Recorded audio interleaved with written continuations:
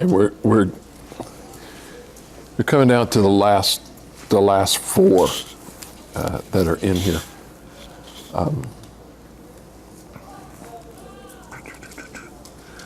Where he says, Simon, whom he also named Peter, and Andrew his brother, James and John, we've already talked about them. Philip and Bartholomew, we talked about them.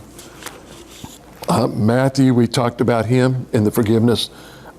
Thomas, as we talked last week, that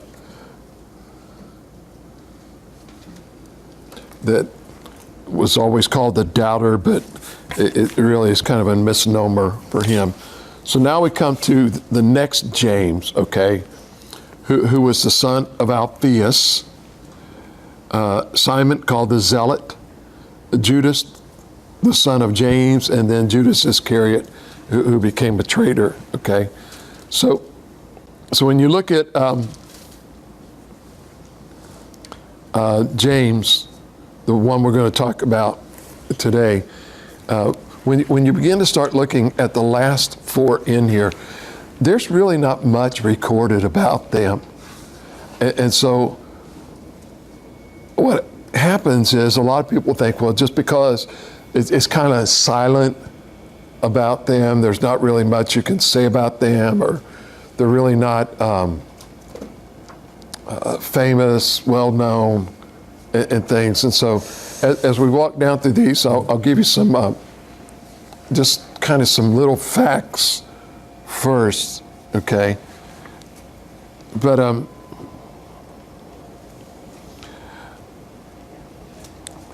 few years ago, there's the Academy Awards, and they always give the Academy Awards, for actors, actresses, screenplays, and all these things. And then they also give them out for movies, okay? And some of you, I don't know, you were born in the 30s? Okay. So silent movies were gone by the 30s, right? What? Silent movie? Oh, yeah.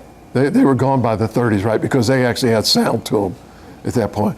But I think in the late 1800s, 1890s, and into the early 1900s, you had your silent films with like your famous is kind of like Charlie Chaplin and some of those people, okay? And then when they came out with the pictures with sound, they were still black and white, and then they started going to color, and now with all this other stuff they put in. But a few years ago, they actually, and I can't remember the name of the movie, but they actually did a throwback or made a movie that was a throwback to the days of the silent movies. And it's kind of hard because when you look at a silent movie, unless someone puts subtitles in there, you can't read the lips. You don't know what they're saying. And it was so funny sometimes to try to figure out what they were saying. And so as they put subtitles in there, I thought that was really cool because I couldn't read lips in the silent movies that was there. And so what happens in here in these last four guys is it's kind of like a throwback to the silent movie era, because you don't really hear a lot said about them, okay? Just Judas Iscariot, you'll hear a little bit more than any of the rest. But the first one was a guy by the name of James. And so you had two disciples, okay, that were named James. If you remember, there were James and John. They were called the sons of thunder, okay? And so a lot of times when they define how they differentiated between the two James was the first one that was the brother of John. They would call him James the Elder or James the Greater. And then the other James, they called him James the Lesser, okay? And his parents, it tells us that he was the son of Alphaeus. Well, he also had a mother by the name of, guess what? That wasn't her name. Guess what? Okay.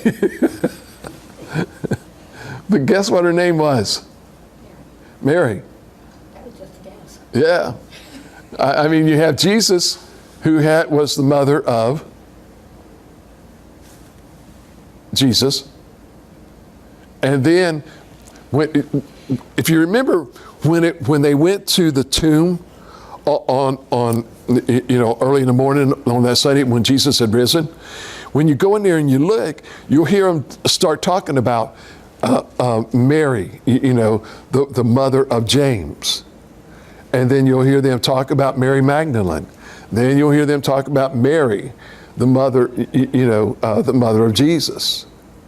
Okay? And so you begin to start hearing them talking about all of these Marys. Wasn't there another Mary there, Mary the wife of Cleopas? Of what? Cleopas or whatever. Yeah, there was, Mary was a very common name, okay, back then. And one of the things, if you ever go to meet somebody that is from India, you'll have a lot of them that might be, if you run into a lot of them, you might hear them call themselves like Krishna and then something else, okay?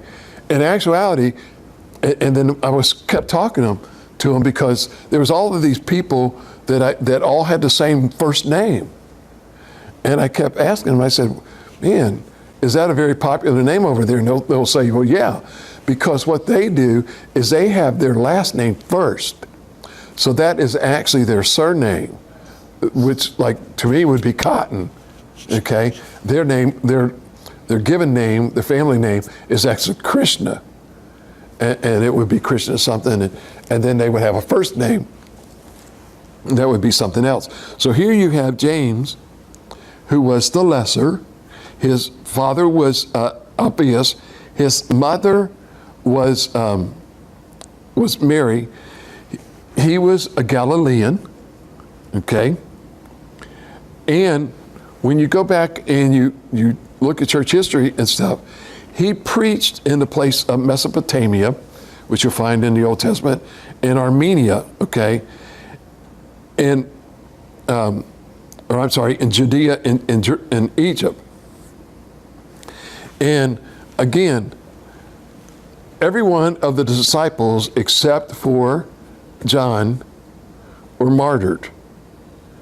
And this James, the lesser, they believe that he was actually martyred in Egypt, okay, is where he got killed and died. So, if you do me a favor, start with Mark chapter 2 in verse number 14. Sorry. Uh-huh. And as he passed by, he saw Levi, the son of Alphaeus, sitting at the receipt of custom, and said unto him, follow me. And he arose and followed him. Yeah. So when, am I looking? Yeah. So when you begin to look at these guys, you begin to see some things. And go to Mark chapter 15 and verse number 40.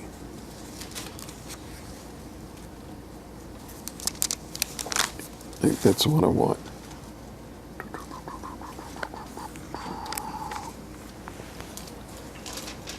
There were also women looking on afar off. Among them was Mary Magdalene and Mary, the mother of James, the less and Joseph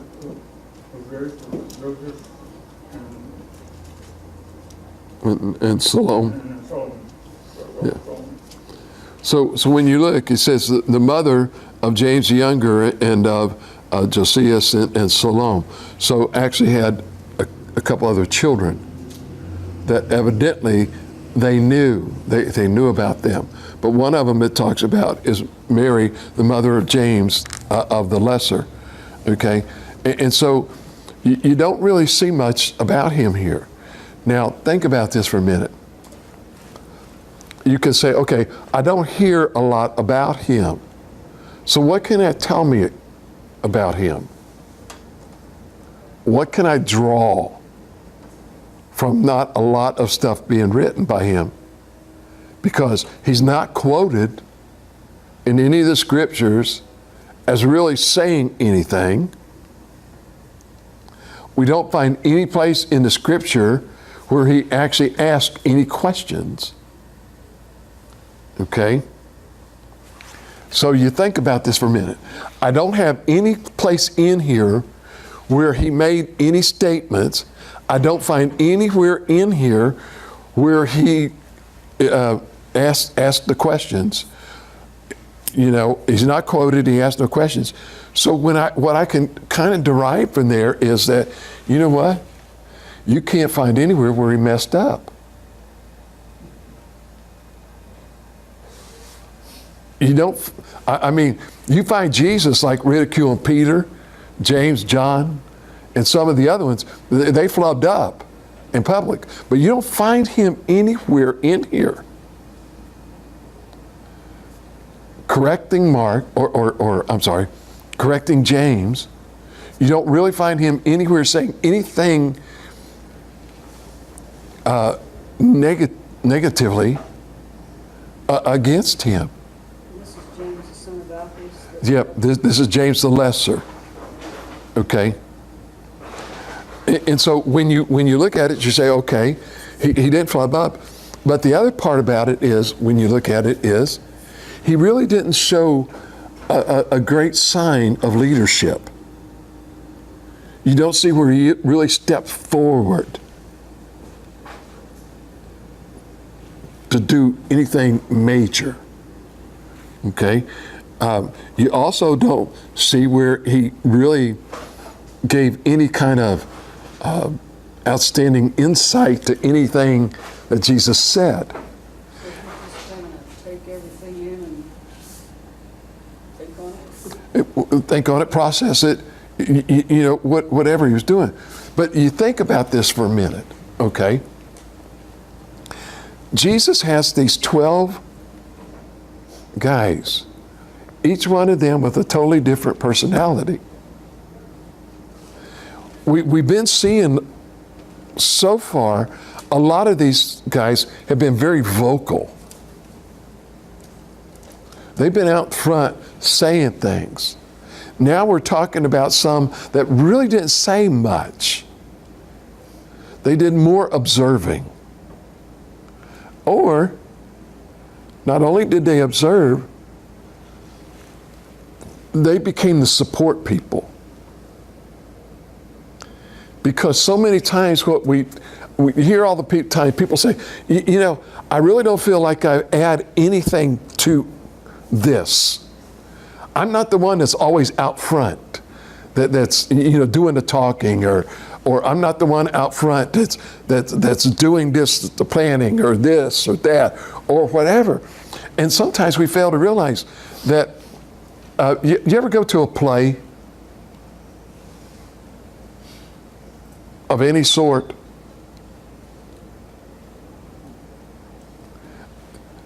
And what do you see when you go to that play?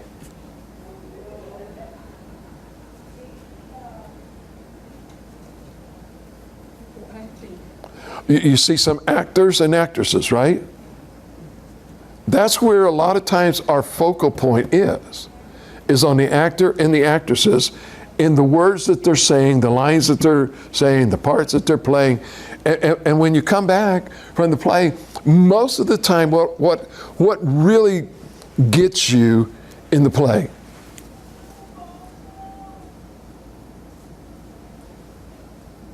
How they act. Yeah. If they flubbed up their lines, you know, you say, boy, that was the worst play I've ever seen. Man, they can't act. Or you could say, that's the greatest play I've ever seen. There's some people that don't have any lines. But how many times do you hear people come back from a play saying, boy, that was really the best set I've ever seen built. Well, that was a really cool set they had.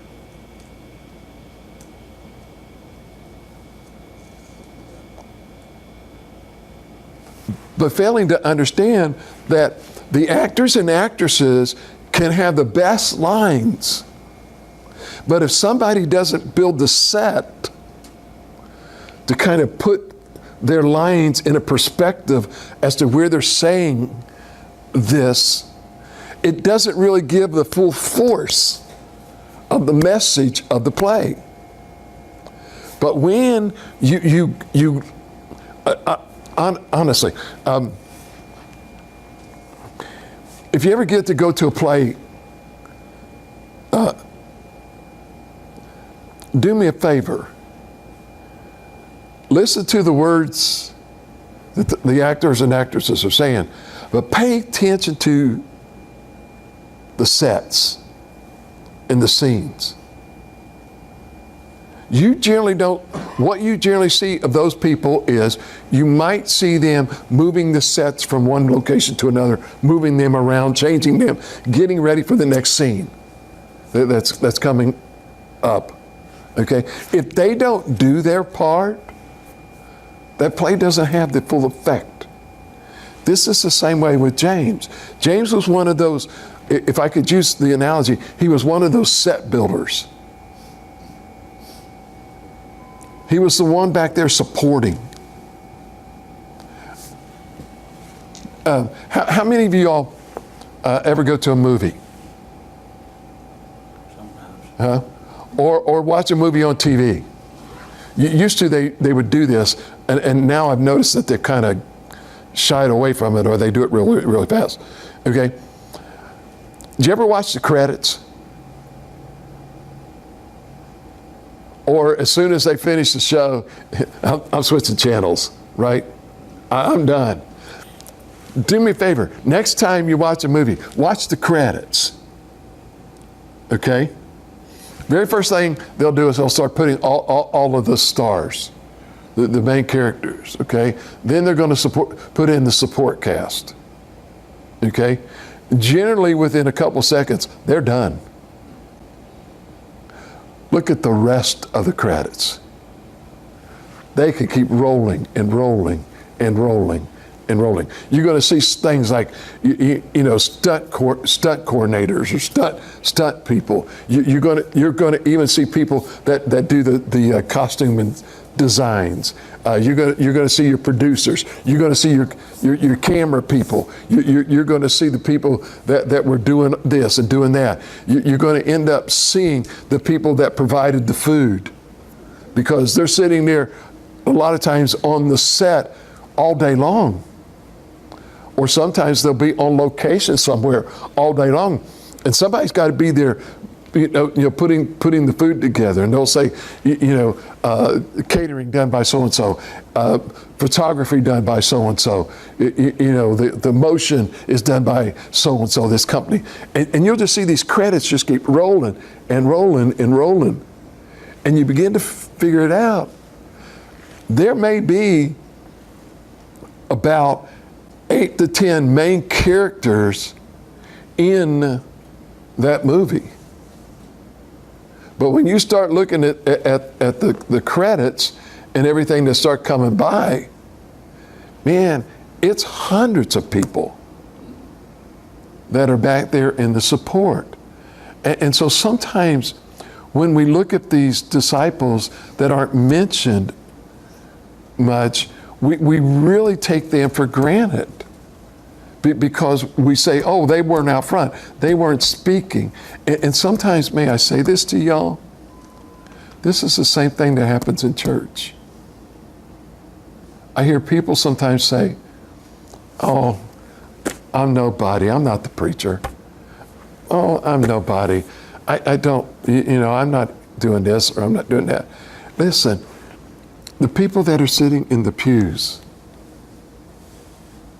are just as important as the people that are on the stage, or on the platform, or in the front. They may not be people of many words, but my prayer is they're people of many words of prayer. They may not say a lot out loud to people, but I sure hope and pray that they're saying a lot to God while that's going on. Because without that support, the rest of it can't happen. And so this is kind of one of those things. So go to Colossians chapter 1, verse 17 and 18. You got it there, Chet? And he is before all things, and by him all things consist. And he is the head of the body, the church, who is the beginning, the firstborn from the dead, that in all things he might have the preeminence. So here what we're trying to understand is that when we begin to look at the obscurity of James here, we probably, I hope, learn a lesson. And that is our focus, like for instance, okay,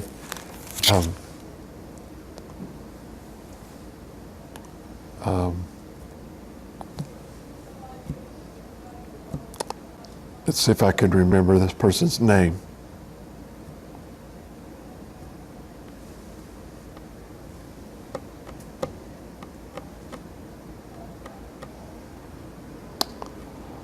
Oh, what was his name?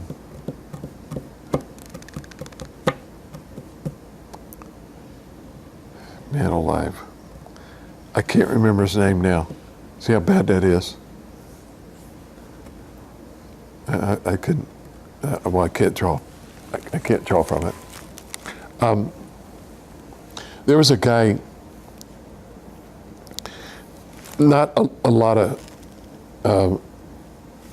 notoriety and stuff around here, but this man actually took a very, very small church, and today this church is a huge church, real big church, but not a lot of people really know him, okay, at all. And so if I was to mention his name, you would probably say, I've never heard of that name. But if I was to mention the name Franklin Graham, would you know who he is? Related to Billy? Billy Graham's son. Yeah, he's Billy Graham's son. Well, so when I said the word Franklin Graham, how did you relate? Yeah, to Graham, but being the son of. So he's got some notoriety. He's got some preeminence, a name behind him. Okay, and he does well, and he does a lot of good stuff. But the problem arises is there's these other people over here that are also doing good stuff, and also there are, for instance, when you begin to start talking about Billy Graham and the amount of people in all the crusades that Billy Graham preached. I forget the number, it was not as many as you would think, of people that actually came forward and made decisions in his crusades. But if you go to China, you will find some preachers there that nobody knows about.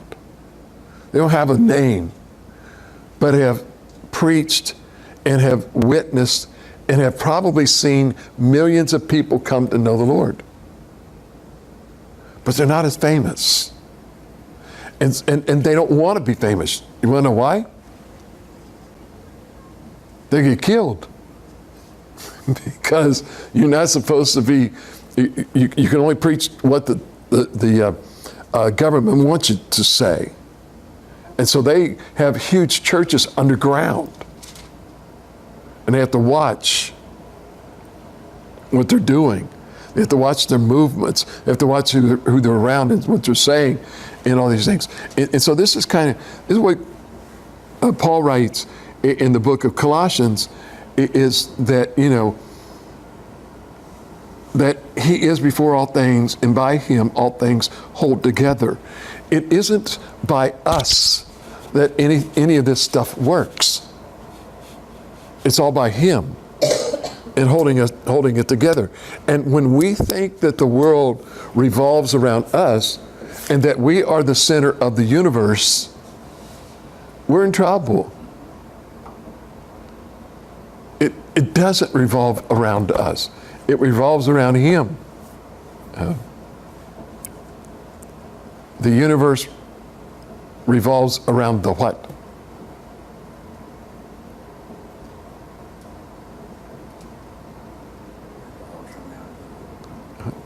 Yeah. Isn't it neat that when he says that, we got all of these planets and they all are held in place and they all revolve around the what? Around the sun? The S-U-N? I like to say I think it actually revolves around the S-O-N, sun, with a capital S, saying that it revolves around him. And who holds all of this together? Yeah, God holds it all together. And so we begin to see this. Now, the next person that we saw in there was a guy by the name of Simon. Back in Luke chapter 6. And he was called Simon the what? Zealot. Oh, zealot. Do you know what a zealot is? Like somebody whose ideas are extreme. Huh? Like somebody whose ideas are extreme. Well, they were extreme. Okay? But when you hear someone being called a zealot, it wasn't a bad name. It wasn't a bad classification. Okay, a zealot was a group of people of Jews, and they were very, very strongly opposed to the Roman occupation of Israel. So you think about this for a minute. Here is a guy that Jesus is calling, okay? And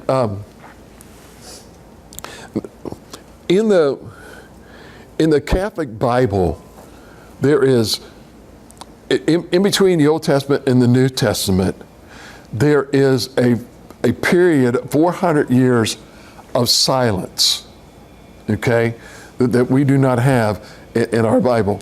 But if you go into a Catholic Bible, you will find two books in there. They're called the first and second book of Maccabees. Okay? It is the two books, two other books. There's also the second book of Esther, and there's a few more books that you'll find in there. And the book of Maccabees was kind of a historic book, because what there was during this 400-year period of time of silence from God, there was a huge, huge war. And it was the war of the Maccabees, or the Maccabean War, okay? And so what happened was there was this Rome was trying to take over everything, okay? And there was this huge struggle between the Jews and Rome as they were coming to do there. And so what you had was,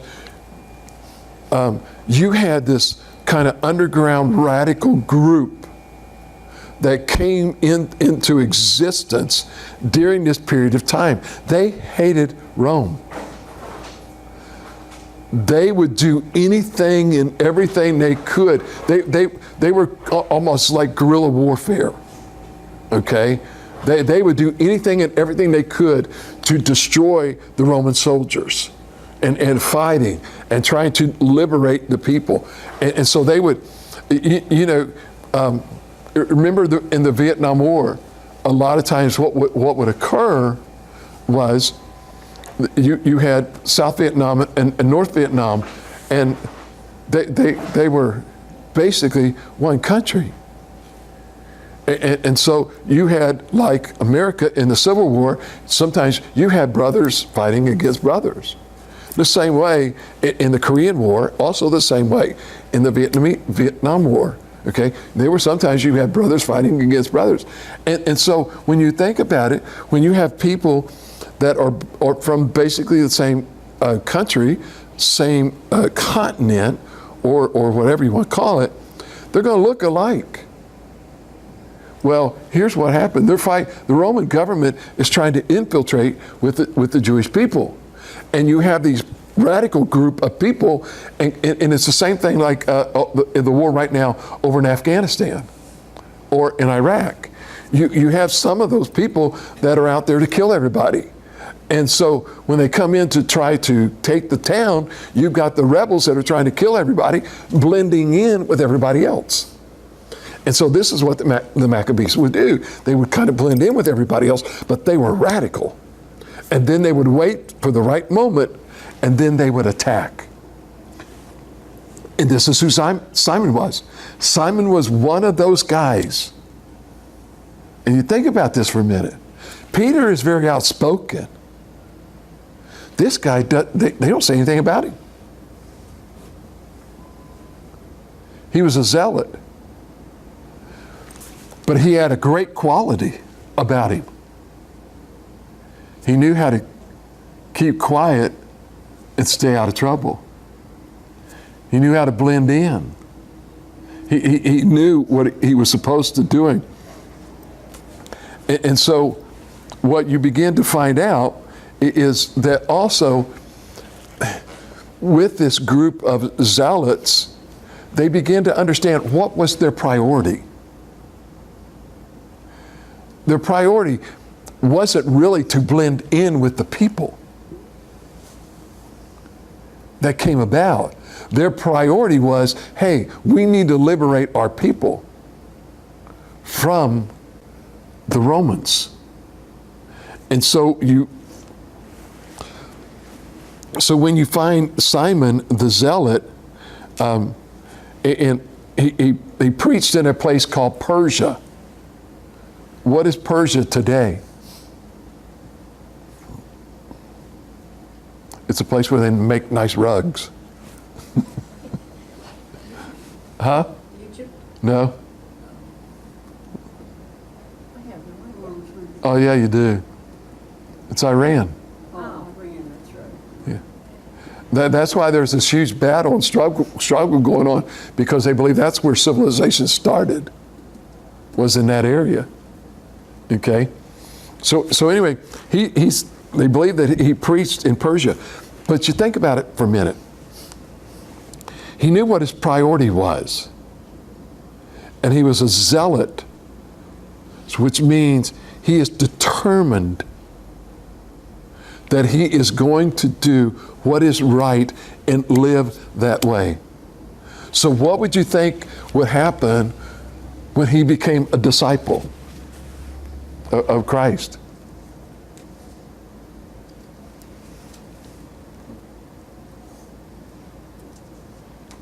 Where do you think all of his energy went to?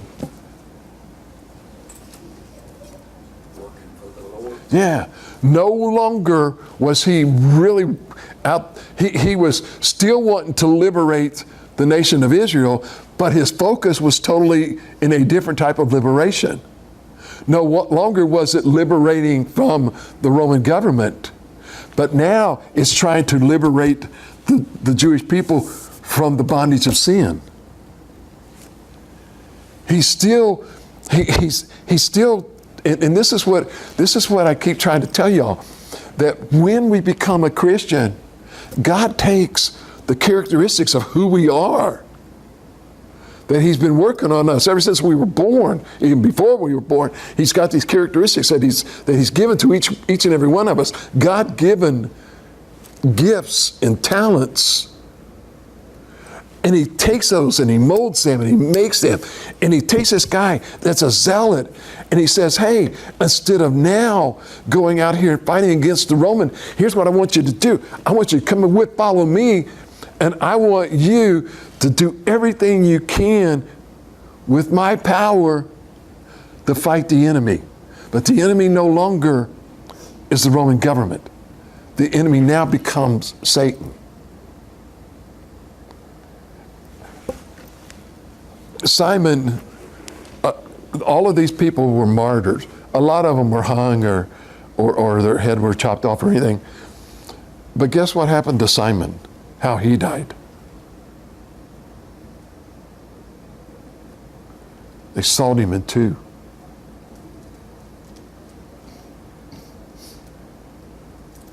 I mean, you talk about a painful death.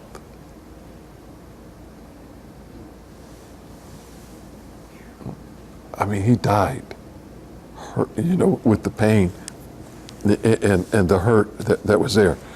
Okay? So why did they saw it? Huh? I mean, was that form They- back then, or? Well, you've got to remember, okay, he was preaching in a place called Persia. Okay? And in Persia, Iran, and in that area of the world, they had those, not a typical type of Roman sword that you would see. Okay, the Roman sword, the way that they were made, was basically kind of a real sharp edge on the top, a real sharp edge on the bottom. Okay, and then kind of it looked almost like a diamond type thing that you would shape. Okay, and it was very very sharp as it would go in. The Iranians, a lot of times, they ended up basically going and conquering the Chinese over in that area. Okay, and so you will begin to see with the Chinese and the Japanese, and you'll see with the Iranians, and even still today, when you go and look at the Muslim kind of flag that shows the sword, what's it look like?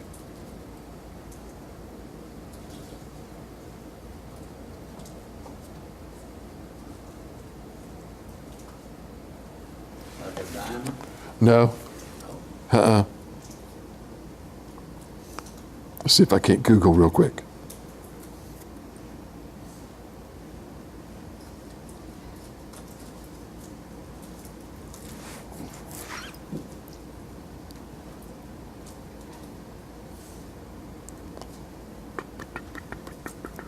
Come on.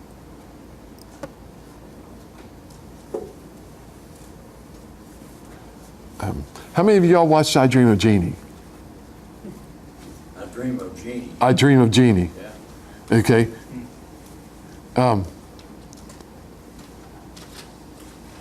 Did you ever look at like their shoes?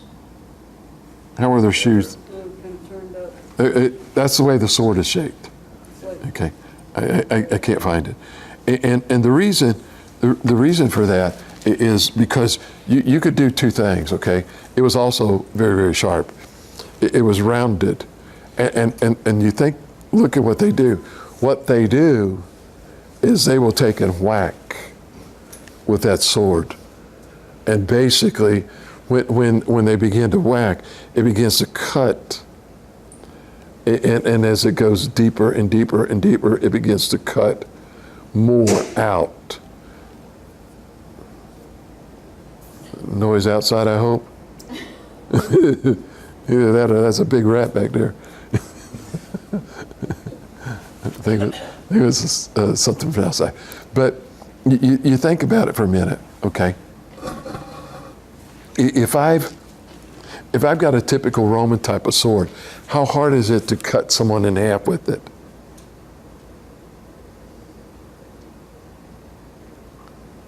It may be okay for sometimes, maybe it is even very difficult because remember what they would do with the guillotines it would have to get a lot of pressure to, to be able to sever the neck. Same thing with the sword. It's on the angle. Right, that's here. And with this, what ends up happening is it's got a curve. I want to say almost like a half moon type. Look at Persian sword on here, this is what it shows. Yeah, and it shows it as curved. Yeah, Yeah, there that little, jagged edges on it. Right? yeah, it cuts. Yeah, it's almost like a saw type thing. And so they would do it with a lot of power and strength, and they would cut people in half. Yeah. You ever see ninja movies? Okay. Not Teenage Mutant Ninja Turtle. But ninja movies where they're always fighting with the sword, and they're always trying to whack towards the center of the individual. A lot of times, basically trying to go in. And the reason for that also is because this area here does have a lot of your important organs, but there's no protection here. This is basically just muscle and skin. Where here you've got some ribs, that you've got to go through and separate. So it's there. Okay. So let's look at the other one. You begin to see the one Judas. It says the son of James. Okay. Or not Iscariot. Did you say Judas, the son of James? Right. I've got the brother of James. Okay. James, the son of Alphaeus, but then there's Judas, the son of James. Yeah. I got 16, but Judas, the brother of James. Luke 6:16. Yeah. Yeah, mine says the brother. Brother, but you have a King James? Yeah. Yeah. And so when you begin to look in here, what you end up finding is when you look at, let me get the verse real quick, if I can.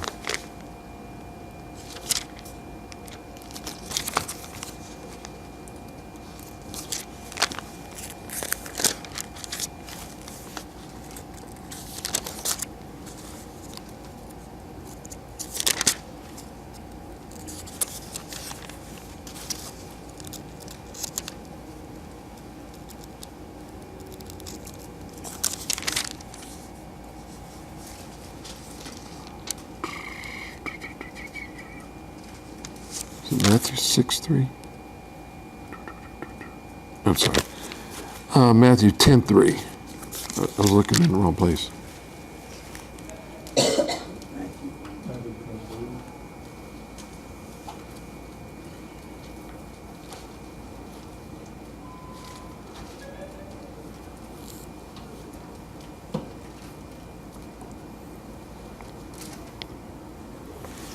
Philip and Bartholomew, Thomas and Matthew, the publican, James, the son of Alphaeus,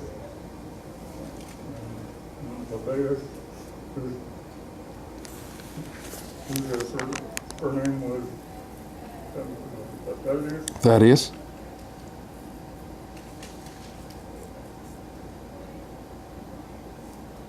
Okay, so look at this.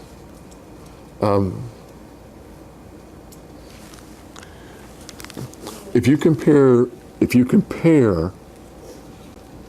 the list of disciples out of Matthew 10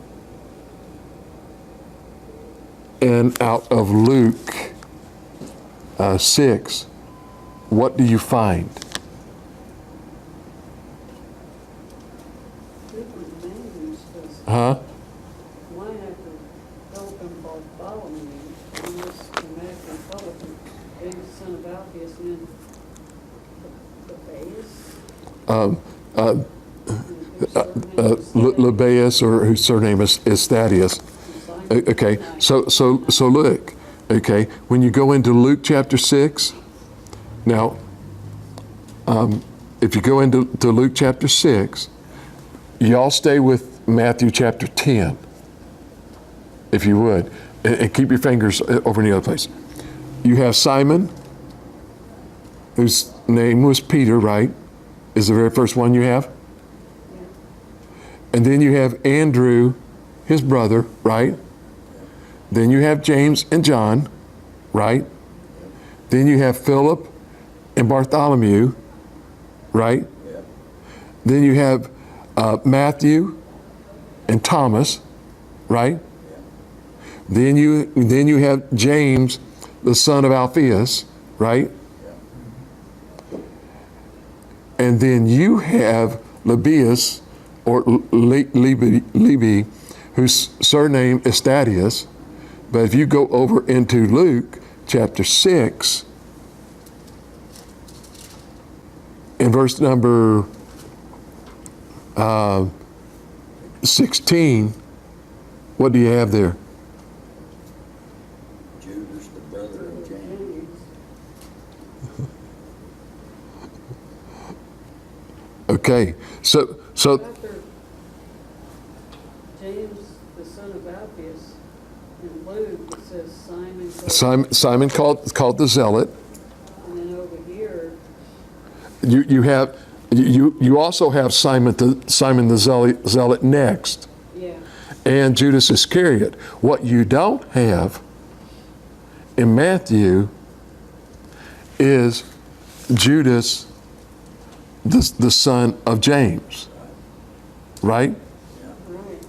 So if what you have in Luke is Judas, the son of James, and in Matthew you have Levi, Yeah, Lebus, or Lebus, Lebbaeus,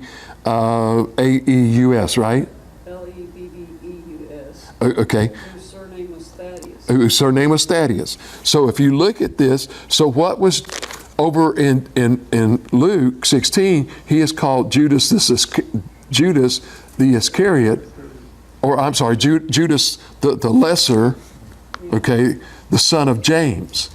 Over in Matthew, he is actually called Lebbaeus or Thaddeus.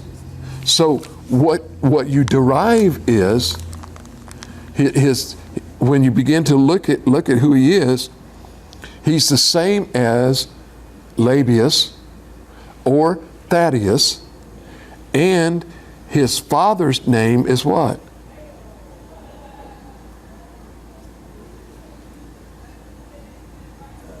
Simon? No. In there, it says, in Matthew, doesn't it say he's the son of somebody? James, the son of Alphaeus, He's the son of what? James? the son of Alphaeus, James, the son of Alphaeus. After that, the next one. Levi. And Lebbaeus. So you really don't see, okay, but what you find over in Luke is his father was a guy by the name of James. Okay, so when we sometimes, when you look, for the most part, when you hear people talk about the disciples, they generally will only give you one Judas. They will not give you the two Judases. Okay, most of them will generally they will not even give you Lebbaeus. Most people, when they start talking about the disciples, they will give you that name of Thaddeus. Okay, so Thaddeus is actually, Judas the lesser, okay, whose father was James. Okay? And so when you begin to see some things that are there, go to John chapter 14 and verse number 15.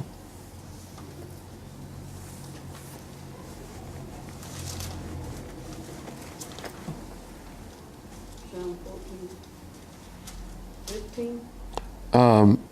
Yep. If you love me, keep my commandments. Yep. So here's the deal.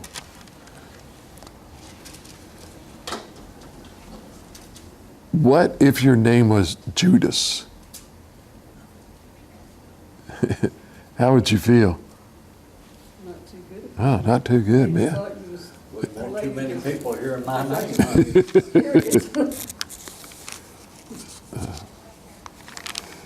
Let me see if I can find this here.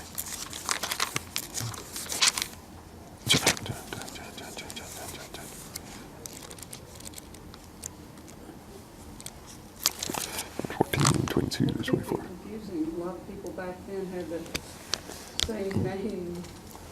Okay, now let me show you about this Judas, not Iscariot. Okay, he's only mentioned one other time in the Bible outside of these lists. Go over to John chapter 14 in verse 22 and through 24.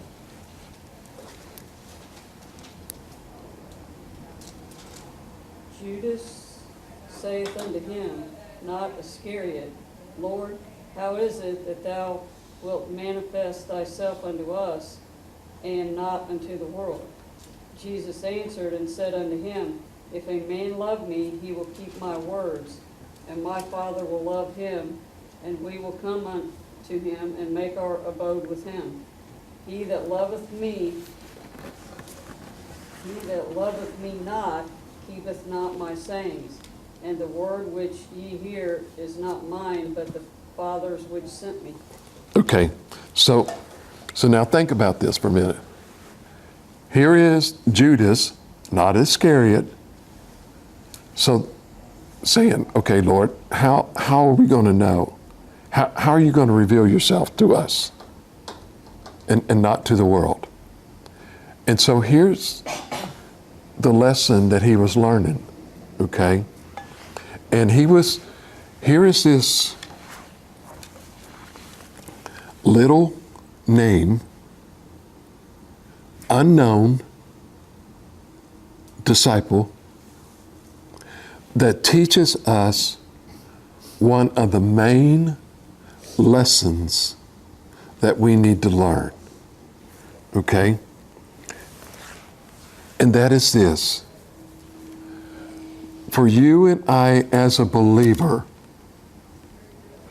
why do we serve God?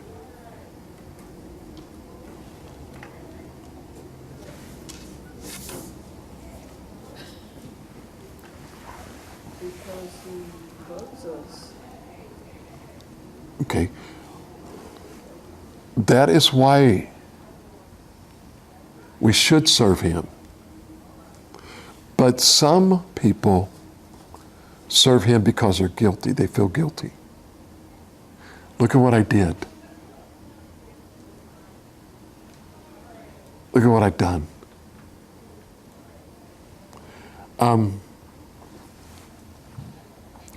There is a group of people that truly believe.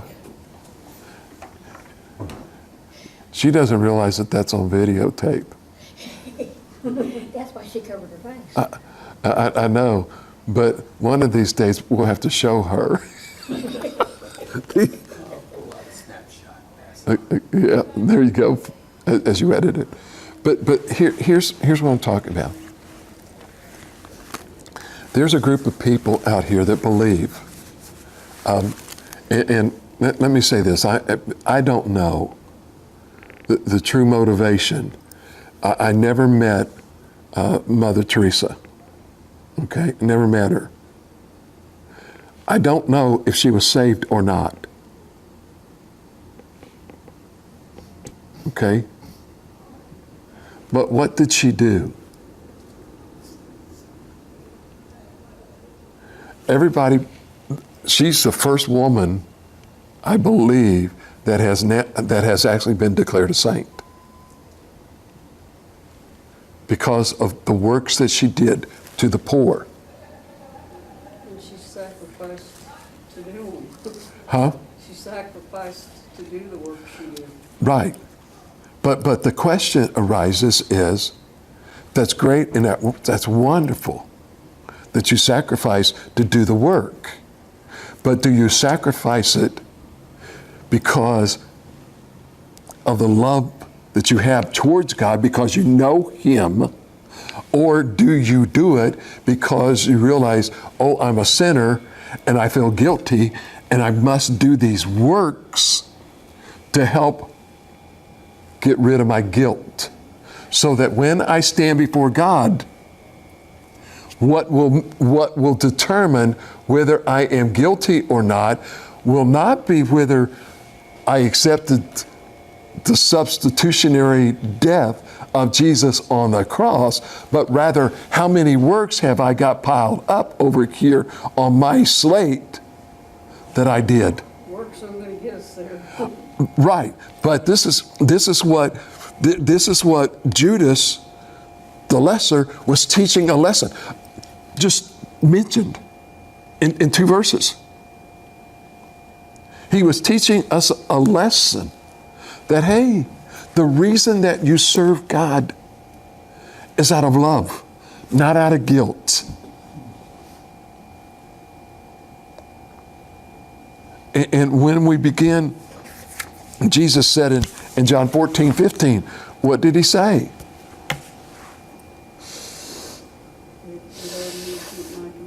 Okay, if you love me, keep my commandments. What are the commandments of God? That you love one another as you love yourself, and love the Lord your God with all your heart, mind, soul, and body. Okay, that encapsulates the 10. And most people believe that there is only 10 commandments. May I say to you, there is a lot more. Pray without ceasing. Rejoice always. Okay? Another one. Forsake not the assembling of yourselves together, as the manner of some is, and more so as you see the day approaching. God has more commandments than just those 10. You can encapsulate all of that in all of these things. I understand all of that. But God is telling us more. Okay? And what He's saying is, if you love me, you will keep my commandments. So basically, like, we've got the 10 commandments. That's His basic commands for rules of living. Yeah, and the problem is that when Jesus says, if you love me, keep my commandments, but He also said over here,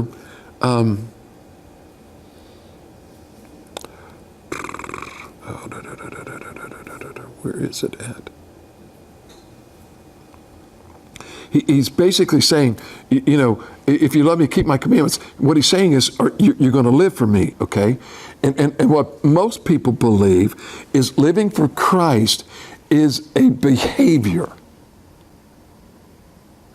It is a changing of a behavior. And that is not the issue. It isn't a changing of a behavior. Okay? For instance, if someone is an alcoholic and they get drunk all of the time, they can change that behavior. And a lot of people believe that living for Christ is a change of behavior. It is not a change of behavior. It is a change of attitude. And that's why so many times people who say that they are Christians are not Christians, because the only thing they did was change their behavior. They never, ever changed their attitude. So, like, when you say change of heart, does spiritual warfare your mind, your thoughts. We got to have our thoughts continually on Jesus. So we get saved. It's the change that we turn away from. It's here's what it is, if I can explain it. Okay, I get saved. And so when I get saved, the outcome of this is I love Jesus. And that's what Jesus said. Jesus said, you got to love me. And that's why we do what we do. Okay? And so what happens is when I say I love Jesus, then the way that I live changes. That's the outcome. He says, how do you know? He says to him, he says, I, my Father, he says this, in a little while the world will see me no longer, but you will see me because I live, you will live too. In that day you will know that I am in my Father and you are in me and I am in you. Okay, look at what he says. In that day, you're going to know that I and the Father are one, okay? And you are in me. So, Jesus and the Father are one. I and Jesus are one. And I am in you. So, there is this reciprocal thing that happens. That when I come to know Christ, my life lives for Him. So what is happening is when people look at me, they don't see me, they actually see that I'm encapsulated in Christ. And so what Jesus is trying to tell us here, in the answering to Thaddeus or to Judas the lesser or Judas not Iscariot, what he's saying is this: if you accept Christ, the outcome of that is the way you live. It's not a change of attitude. Will your attitude change? Absolutely. Okay? But every day, there are sometimes your attitude one day can stink. And the next day could be hunky-dory. Everything could be fine. But the problem is, who are you living for? And that's what, this is what he's trying to say, to him. And so here's the thing, and this is what is so neat about this, okay? You're going to find two Judases, and next week we'll talk about the second Judas. Okay? Both of them are trying to live for Christ. But there's an issue. Judas Iscariot was living by law. Judas, not Iscariot, was living by love. Didn't Judas Iscariot, wasn't he one of the ones that wanted Jesus to set up his kingdom? That's what he was looking, because that's the law. That was the law. And see, this is why I'm saying, sometimes we don't get this Thaddeus, who he is, and this is why in the Holman, when they in Luke chapter 6, this is why they call him Judas, and not Thaddeus, and stuff, and I think it's there. But to help us, and this is what I'm saying, that sometimes people don't get this. Remember when I started all of this, I told you that I hope and pray that by the time we finish all this, you're going to learn more about these disciples than you've ever known. And you're going to be able to share some stuff with some people that, hold on, there's two Judases. One did it right, one did it wrong. And let me show you the right way.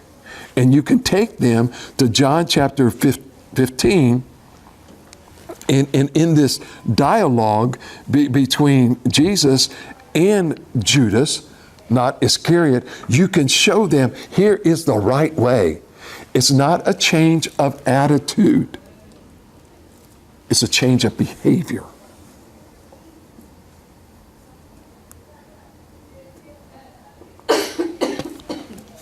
And so, again, what is changing the behavior?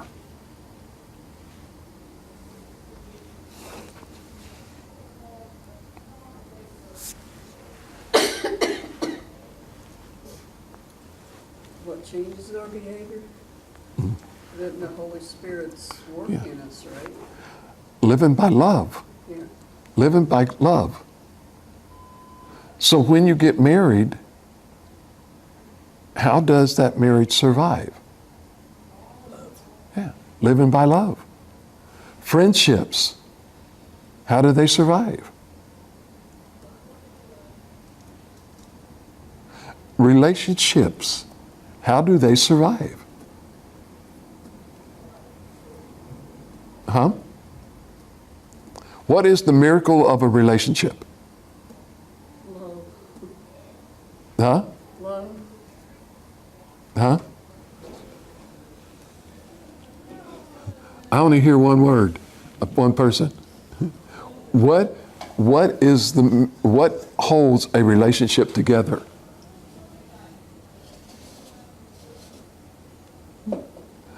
Take a chance. All you can do is be wrong. or you can be right. It's love. Everything, if you want to hold a relationship together, it is by love. Love knows no bounds, okay? Now, what have I told you is between you and God? You and Jesus.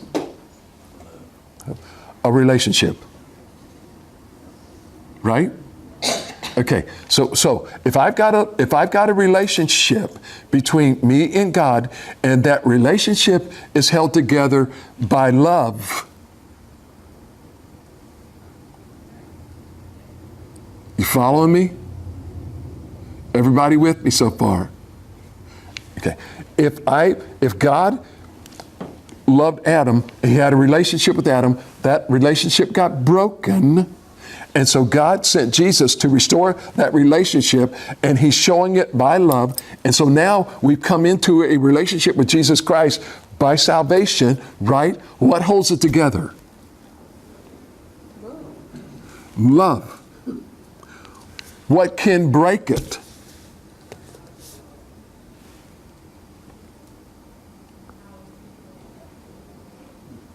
Sin? Huh? Sin? No. What can break it? Not having love. Okay, not having love. That could break it. But can my relationship with God be broken?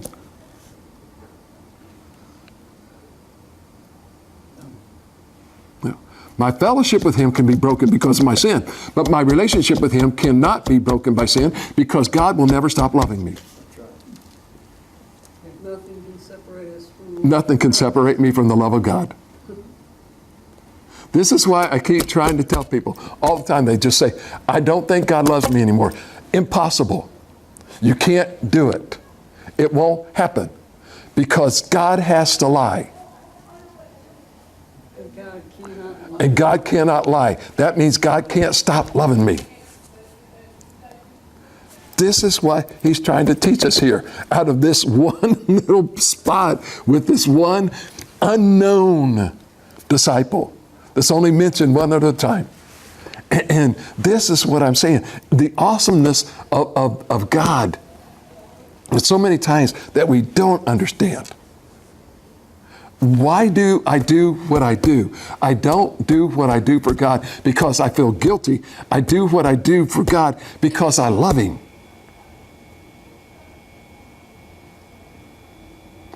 My attitude changes.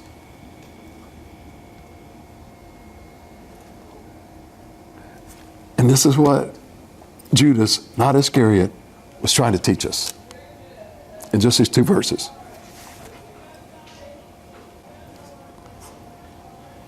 So I hope you learned something.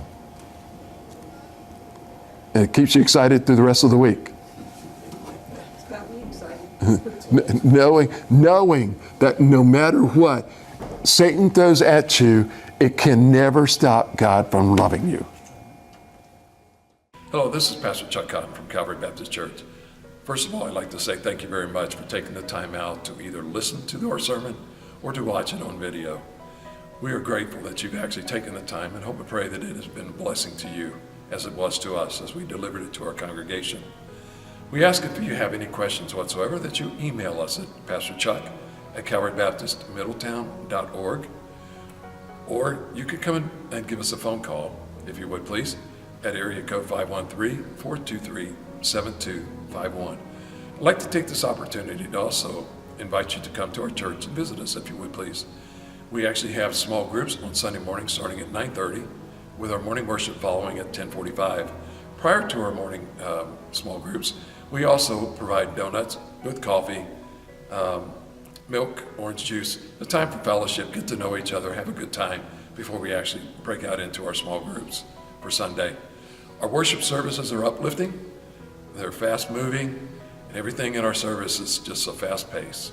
But we do take time every once in a while to slow down as we feel the Holy Spirit moving, and we never want to hinder it in any way. We also have on Sunday evening, and during the school year, we have Awana, and Awana starts with the Puggles, actually from age 2 all the way up through high school. And during that period of time, we also have a worship service. Both of these start at 6 o'clock and end at 7:30. Our Wednesday night, we have a Bible study, which starts at 7. We generally finish about 8:15. We would love for you to come and visit with us. Don't have to dress up. Just come as you are, because to us, it doesn't matter. You're a child of God, a creation of His, and so to us, you're important to everything that we do. Our motto here is building the kingdom one life at a time, and we hope that we have a chance to visit with you, get to know you as you get to know us. So thank you, and may God bless you.